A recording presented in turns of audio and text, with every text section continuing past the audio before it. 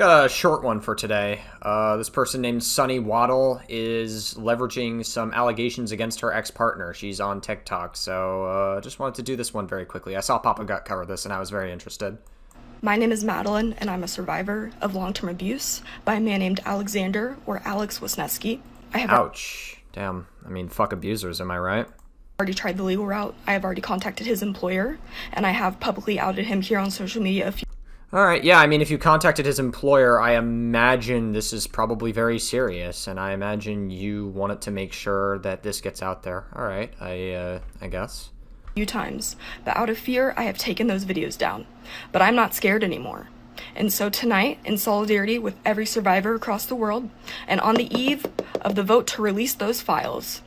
The Epstein files. Okay, so you're doing it in honor of the victims of Epstein. Interesting choice. I will be reading aloud the most damning parts of my documentation.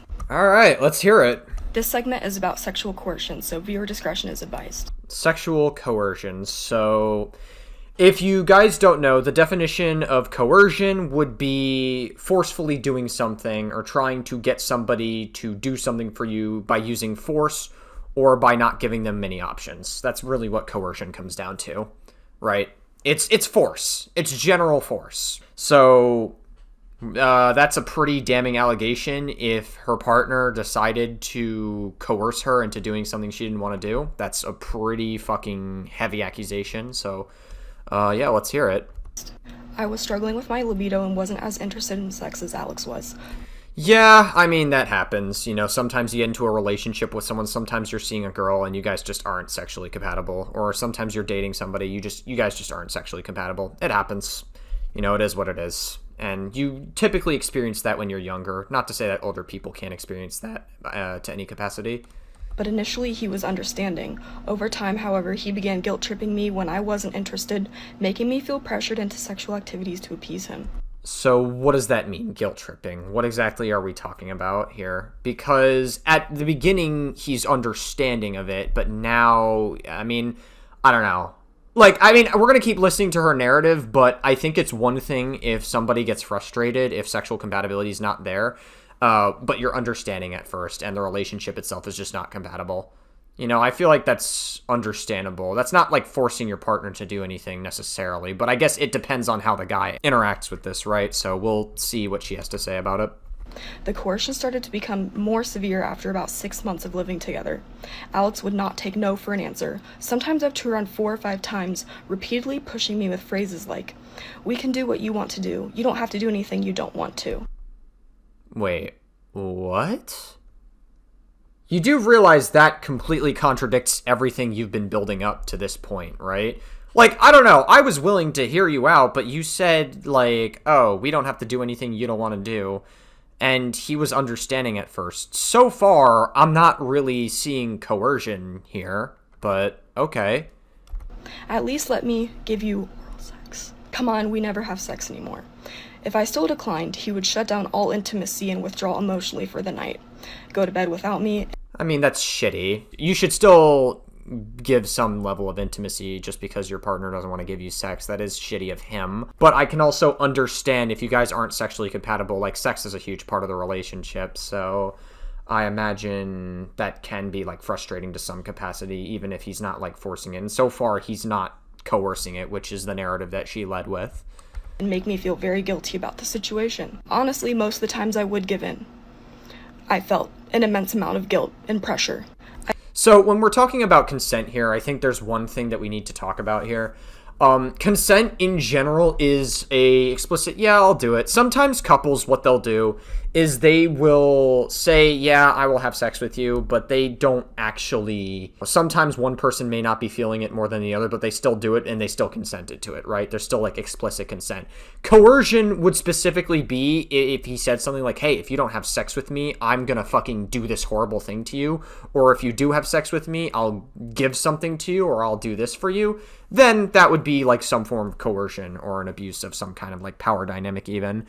But I just don't think I'm seeing any coercion. It's not like he's putting her in a position where she can't say no. And my biggest question is, why not just leave the relationship? What's stopping you? I eventually confronted him during one of these instances around summer of 2023. I directly told him that this is coercion, and I was met with defensiveness and denial. He even threatened the relationship and said something along the lines of, "If you feel that way, then we shouldn't be together." That's not what fucking coercion is. What? Girl, oh my god. This is not what coercion is. What are you talking about? This is the problem with when people come forward with their stories online, on TikTok specifically, or they come forward with their stories just in any online capacity, is we live in a generation and we live in a time period where people are incentivized to victimize themselves in situations they otherwise wouldn't be victimized in. Like, she led with essentially a sexual assault allegation, because that's the tone of this entire TikTok, is that she was sexually assaulted and sexually coerced by this guy. And everything given up to this point, let's build the narrative, right? Let's build the story, right? So far, they got together. The guy wanted to have sex. She wasn't into it at first. She was having fluctuations with her libido, and he was understanding at first, right? He didn't force her then. And he says, "We don't have to do anything you don't want to." That's her own words, her own retelling of the story. And he got a little bit frustrated because, like, it just happens. You know, people are not sexually compatible. There's definitely, like, underlying issues with the relationship, because sex is a huge part of relationships. And so it's very obvious that there's something like going on there. So I could see why he could be a little bit frustrated at that. But also, he literally said that, like, maybe we're not compatible for the relationship anymore. And I could see why he would want to leave. That's not coercion. It's not coercion if he just wanted to leave the relationship if you guys aren't sexually compatible. That's not what coercion is. Coercion would be if he's putting you in a position where you were completely unable to say no, out of your control. But nothing is realistically stopping you from doing that. It's just, like, feelings-based, really. This really upset him, and he managed to make me feel an immense amount of guilt for even accusing him of it. What does that mean? What does it mean, make you feel an immense amount of guilt? Like, you're not being specific enough. This next segment will be covering physical aggression disguised as play. So, the first section, so far, here's what we've got. We've got a woman who's saying that she was sexually assaulted, when it's pretty clear to me that she wasn't. She just gave in because he was feeling a little bit frustrated at times. And she's obviously having fluctuations with her libido, right? But she's not actively being put in a situation where she's saying no. It just sounds like they have relationship issues. She also strikes me as a very young person. Curious, how old is this woman? All right, I can't find her age anywhere, but she definitely seems like a really young person who just went through a relationship at a young age. Obviously, there's some compatibility issues with sexual interactions, and that happens. You know, I can understand why he'd be a little bit frustrated and he wouldn't want to be in the relationship as a result of that. But it's not coercion. That's not what coercion is. There's obviously misalignment of compatibility here, and sometimes that just happens in relationships. It's okay. Maybe you guys aren't compatible for each other. That happens. But you decided to stay in the relationship with him. That was a choice you made. Just to be clear, there's no coercion happening here. There were instances of forced physical restraint and assault. He would pin me down with his entire body using both his arms and legs. Oh, jeez, that's not good. I don't like where this is going. Making it impossible for me to move. He would then dig his hands and very forcefully into my armpits and ribcage to tickle me. Okay. It sounded bad at first, but after she said that, this is literally just...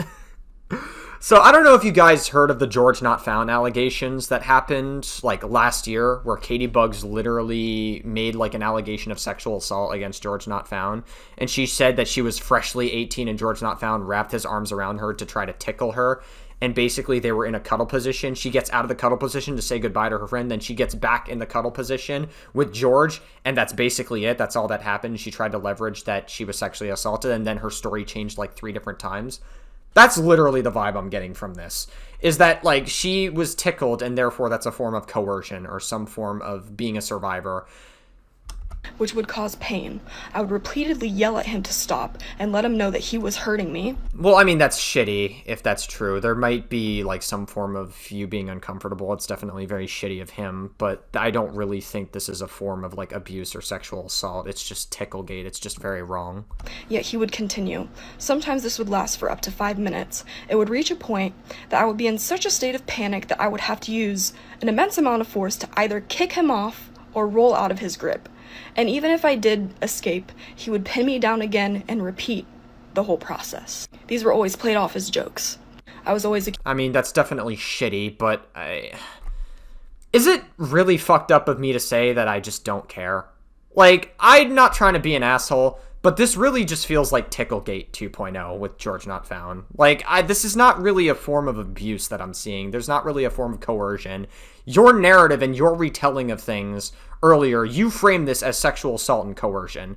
So if your narrative on that is not accurate to the actual events that occurred, why would I think that your retelling of these events is going to be accurate?